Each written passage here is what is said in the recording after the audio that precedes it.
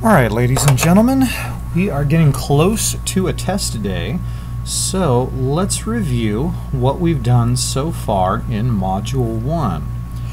Module 1 has mostly been about place value and things like that. We're going to continue with that today again, mostly just by going back through it today. So, Module 1 notes. I'll try to keep consistent with the Roman numerals. We'll go with Roman numeral 8 today. Okay. So lesson 1.8 is going to be our mid-module review.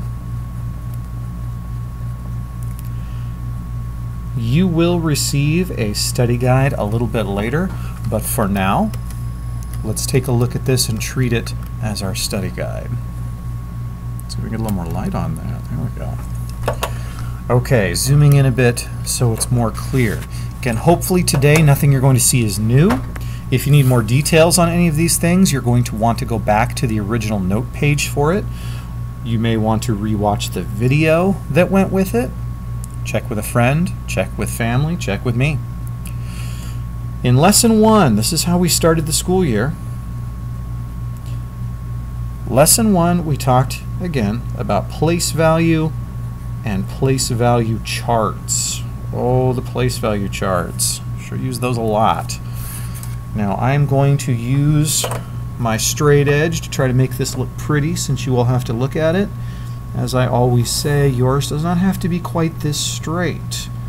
Although I suppose if you're watching at home, you can just pause and go get a ruler.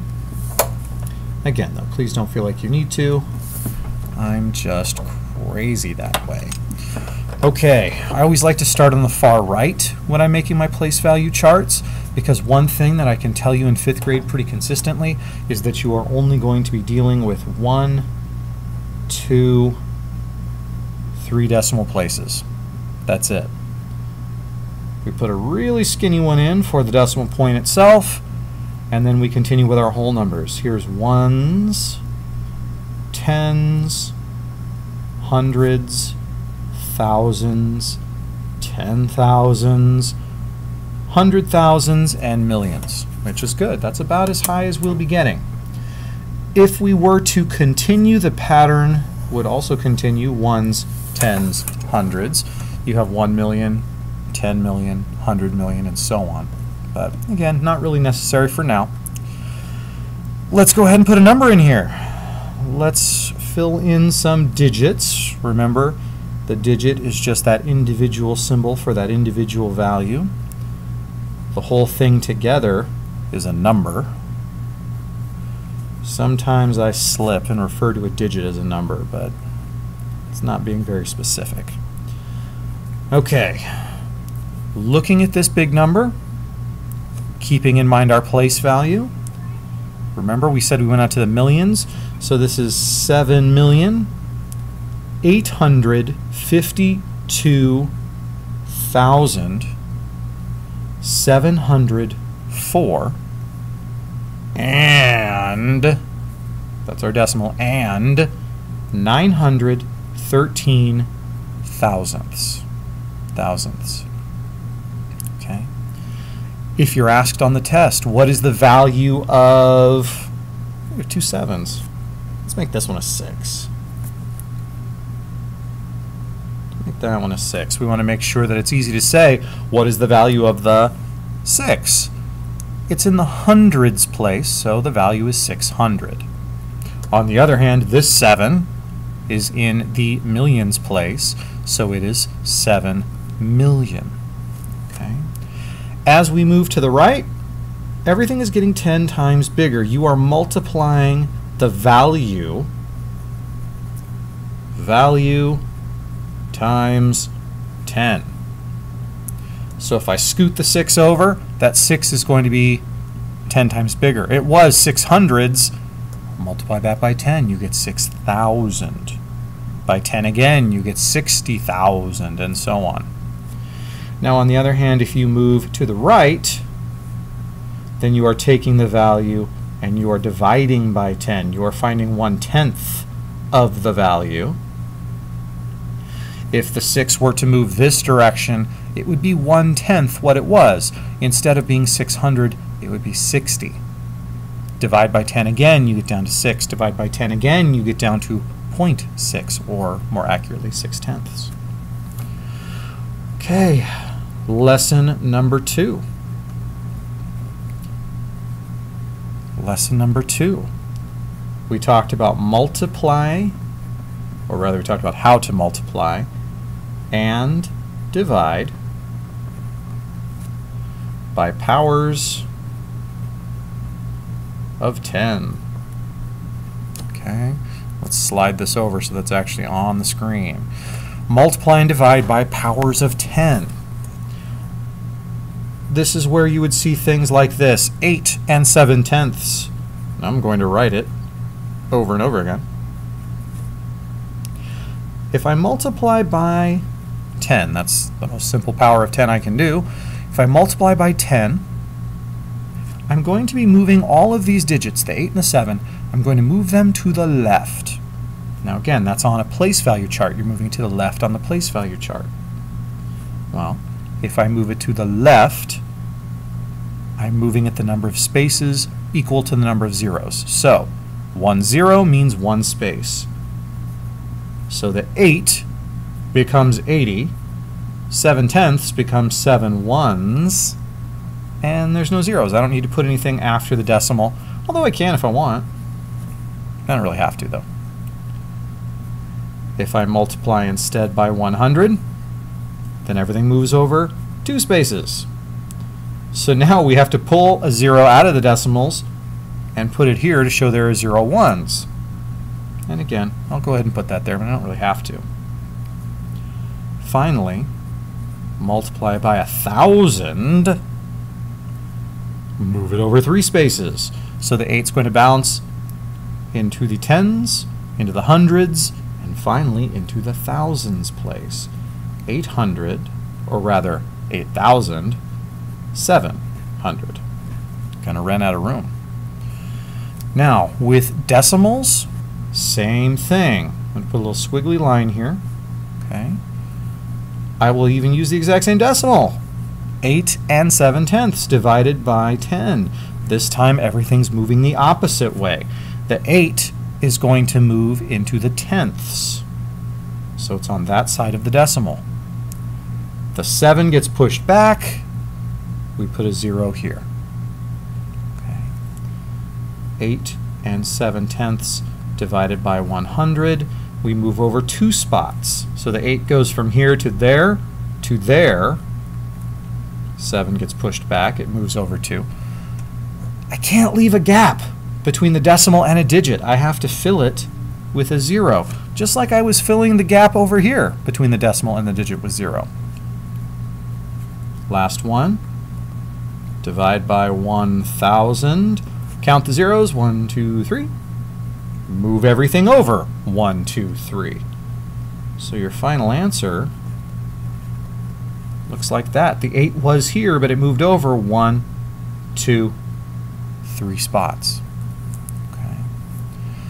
All right, like I said, I'm rushing through this. The video is still ending up going to be a little long. If you need more information on any of these strategies we will be practicing on a study guide in class, you can also go back and look at your old notes, which have a lot more detail. You can watch these videos again. Okay. I will start moving a little faster as we get into more recent material. For exponents, you're just looking at these numbers, 10, 100, 1,000, and you're saying, okay, if I have 1,000, an easier way to write that would be 10 to the 1, 2, 3 to the 3rd power. Going back to our place value chart, you're moving over 1, 2, 3 spots, 3 zeros, 3 exponent. It carries over.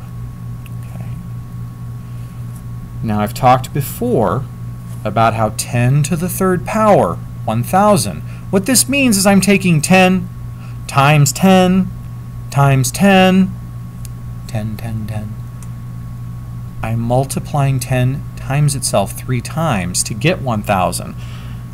But don't worry if that's not making a ton of sense yet. You'll do more with that as you get a bit older. For right now, just keep in mind, the number of zeros is equal to the exponent.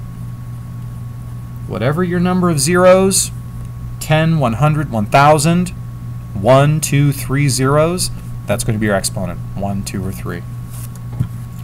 Okay, lesson 4, metric measurements. I think this was tricky for a lot of us.